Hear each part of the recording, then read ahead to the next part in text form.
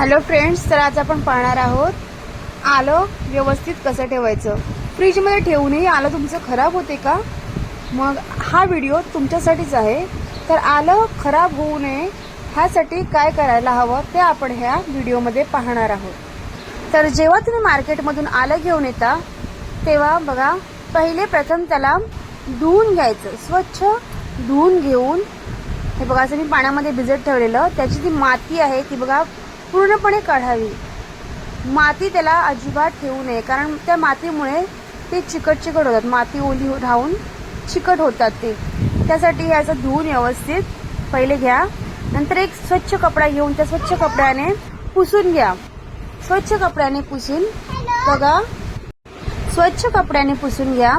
हे बघा, अशा प्रकारे स्वच्छ कपड्याने पुसून घेऊन ते अख्खं सुकं करायचं. अजिबात त्याला ओलावा नसावा. अशा प्रकारे डब्यात ठेवून झाकण लावा व्यवस्थित. आणि बघा, हे झाकण लावून तो डबा व्यवस्थित फ्रीज. अशा प्रकारे जर तुम्ही आणलेलं आलं धुवून पुसून व्यवस्थित असं डब्यामध्ये घालून फ्रीजमध्ये ठेवलं तर ते महिनाभर टिकू शकते किंवा त्यापेक्षाही जास्त वेळ टिकू शकते. तर कसा वाटला व्हिडिओ लाईक आणि सबस्क्राईब करा.